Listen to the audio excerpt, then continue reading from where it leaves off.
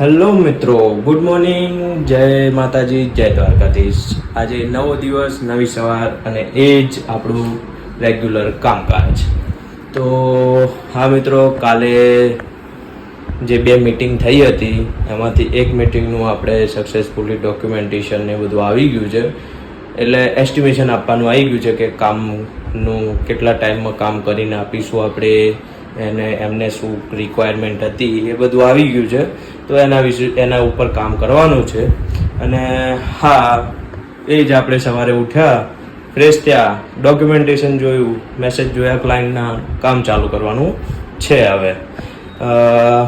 તો મિત્રો, હવે જે પણ કરીશું આગળ આજના દિવસે હું તમને બતાવતો રહીશ. લો મિત્રો, તો મારો ફોઈનો છોકરો અત્યારે આવવાનો છે અને હા, એ 108માં આવ્યો હતો અને મને ફોન કર્યો હતો કે હું 108 આવું છું, મારે નોકરીનો કોલ લેટર લેવાનો છે.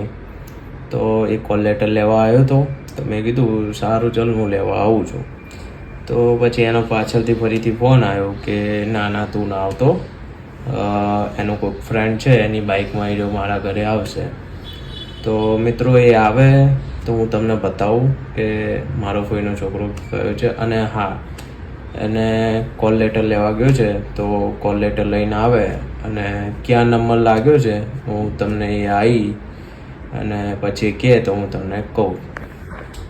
તો મિત્રો, મારા ફઈનો છોકરો આવ્યો છે, હું એને નીચે લેવા જાઉં છું, બતાવું તમને.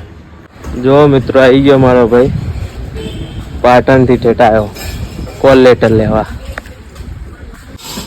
તો તમે જોયું, મારો ફોઈનો છોકરો આવ્યો તો હું એને લેવા ગયો અને લઈને આવ્યો, ઘરે બેસાડ્યો, ચા પાણી કરાવી, થાક ખાતો એને. પછી મેં કીધું કઈ જગ્યાએ એનો નંબર આવ્યો છે. તો એને કીધું કે મારે કચ્છમાં નંબર આવ્યો છે અને ભુજ હાજર થવાનું છે. તો એ પહેલાં તો ભુજ હાજર થશે, પછી આગળ એને ક્યાં નંબર આવશે એ ત્યાં ભુજમાં જઈને ખબર પડશે કે કઈ જગ્યાએ પ્રોપર નંબર છે. તો મેં એને કીધું કે મારા એક બે ફ્રેન્ડ છે ત્યાં આગળ, એટલે કંઈ પણ જરૂર હોય તો આપણને કહી દે તો એ કામ કરી દે એવા છે મારા મિત્રો, કોલેજ ટાઈમના મિત્રો છે. તો હજી પણ કોન્ટેક્ટમાં છે. મારા કોલેજ પતે 6-7 વર્ષ જેવું થઈ ગયું છે, પણ તોય કોન્ટેક્ટમાં છે. એટલે મેં કીધું કે તારે કંઈ હેલ્પ જોઈએ તો હું એમને ફોન કરી દઈશ. એટલે મારા ફોઈન છોકરાએ કીધું કે ના, મારા મિત્રો પણ છે એટલે બધા જોડે જવાના છે એ રહ્યા. તો એને ભુજમાં નંબર આવ્યો છે ફાઇનલી, અને કદાચ હાજર થઈ જશે એ રહ્યો અને નોકરી ચાલુ પણ કરી દેશે. તો આપણે કોઈક દિવસ ત્યાં ફરવા પણ જઈશું કચ્છ ભુજમાં. મિત્રો, કાલે છે રક્ષાબંધન અને મારી બેન ગામડેથી આવી છે મને રાખડી બાંધવા માટે. તો મેં વિચાર્યું કે એ એટલી દૂરથી આવી છે મને રાખડી બાંધવા માટે, તો હું એના માટે મારા હાથેથી સ્પેશિયલ ગુલાબજાંબુ બનાવું અને અમે એકબીજાને ગળ્યું મોટું કરીએ. તો ચલો સ્ટાર્ટ કરીએ છીએ. પહેલી પ્રોસેસ, જે ગુલાબજાંબુમાં જરૂરી છે ચાસણી. તો મેં અત્યારે જુઓ ગેસ ઉપર પાણી અને ખાંડ લઈ અને ગેસ ઉપર મૂકી દીધું છે અને હવે થોડી ઘણા ગરમ થવા દઈશ અને પછી તમને આગળની પ્રોસેસ બતાવું છું. તો મિત્રો, આ છે ગુલાબજાંબુનું પેકેટ. તો આપણે ચાલુ કરીએ. પેકેટને પહેલાં તોડીએ, એમાંથી જે લોટ નીકળે એ બાંધવો પડશે. લોટ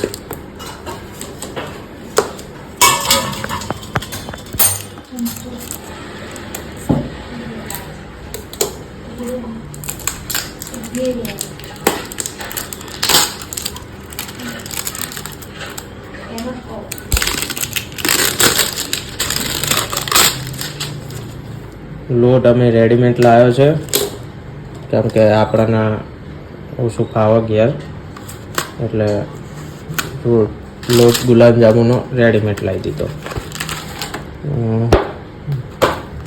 કશું નથી, ખાલી એક જ પેકેટ છે. તો પેકેટ કટ કરી દીધું છે અને હવે આપણે લોટ કાઢી દઈએ એનો ગુલાબજાંબુનો.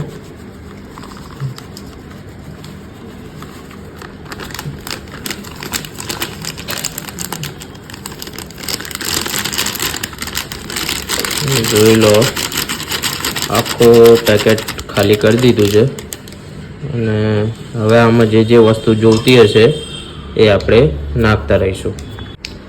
તો હવે દૂધથી આપણે આનો લોટ બાંધી દઈશું અને હવે હું તમને લોટ બાંધીને જ મળું, કેમ કે એક હાથે ફોન પકડવો અને એક હાથે લોટ બાંધવો ફાવે નહીં, એટલે આપણે લોટ બાંધીને જ મળીએ. મિત્રો જુઓ, ચાસણીમાં ખાંડ ને પાણી નાખ્યું હતું તો ખાંડ બધી ઓગળી ગઈ છે અને આવી રીતે થોડી ઘણા હલાવવું પડશે જ્યાં સુધી એકદમ ખાંડનું ચાસણી એકદમ બની ના જાય ત્યાં સુધી આને ઉકળવા દેવી પડશે. એટલે હું એને ઉકળવા દઉં અને ત્યાં જઈને લોટ બાંધી દઉં. તો મિત્રો આપણે લોટ બાંધી દીધો છે ગુલાબજાંબુનો અને હવે આ લોટની લાડુડીઓ કરવાની છે. એ લાડુડીઓ કરી હું તમને બતાવું ત્યાં સુધી ચાસણી પણ થાય છે. હું ચાસણી પણ ચેક કરું છું અને અહીંયા પણ લાડુડીઓ મૂકી છે અને બીજી બાજુ ગેસમાં ચોખ્ખા ઘીનું કડાઈ પણ મૂકી દીધી છે. એટલે હવે ત્યાં પણ તમને બતાવી દઉં. જુઓ, આ બાજુ ઘી પણ મૂકી દીધું છે, અહીંયા ચાસણી થાય છે. આ ઘી છે સ્પેશિયલ ગુલાબજાંબુ તળવા માટે. એટલે હવે હું તમને પહેલાં લાડુડીઓ બતાવું અને પછી તળતા બતાવી દઉં. તો મિત્રો લાડુડીઓ કરી અને એક લાડુડી અંદર નાખી દીધી હતી ઘી ગરમ કરી અને હવે એને થોડી ઘણા ઘી કેટલું તપેલું છે એ ચેક કરવા માટે એક જ નાખી છે. પછી 1 બાય 1 બધા ગુલાબજાંબુ અંદર નાખી અને તળી દઈશ. તળ્યા પછી હું તમને મળું. તો મિત્રો થોડા ઉતારી દીધા છે તળીને અને હવે એક એક કરી અને ચાસણીમાં નાખી દઈએ. જોઈ લો, હવે આ રીતે ચાસણીમાં બધા નાખીને તમને મળું. તો મિત્રો ફાઇનલી ગુલાબજાંબુ બની ગયા છે અને હું તમને બતાવી દઉં કે ગુલાબજાંબુ કેવા બન્યા છે. તો જોઈ લો, મેં ચાસણીની અંદર મૂકી દીધા છે અને હવે આ ચાસણીવાળું ડાયરેક્ટ હું ફ્રીજમાં મૂકી દઈશ અને કાલે સવારે ખાવા લાયક થઈ જશે. એટલે કાલે સવારે રક્ષાબંધનના ટાઈમે જ હું મારી બેન રાખડી બાંધશે ત્યારે હું એને ખવડાવીશ અને એ મને ખવડાવશે અને અમે એકબીજાનું મોઢું ગળ્યું કરીશું. ચલો તો મળીએ આગળ. મિત્રો તો આજનો વ્લોગ આપણે આટલે પૂર્ણ કરીએ છીએ. આજે ક્યાંય અમે બહાર નહોતા ગયા કેમ કે મારે પણ કામ હતું અને સંદીપ પણ બહાર ગયેલો હતો, તો આજે અમે મળ્યા પણ નથી. તો આજનો વ્લોગ આપણે આટલે પૂર્ણ કરીએ છીએ અને જતાં જતાં એકવાર લાઈક કરો, શેર કરો, સબસ્ક્રાઈબ કરો અને કમેન્ટ પણ કરો. તમારે જેવા વિડીયો જોવે છે એવા વિડીયો અમને કમેન્ટ કરો તો અમે એવા વિડીયો બનાવવાનું ચાલુ કરીશું. તો મિત્રો ગુડ નાઇટ, જય દ્વારકાધીશ.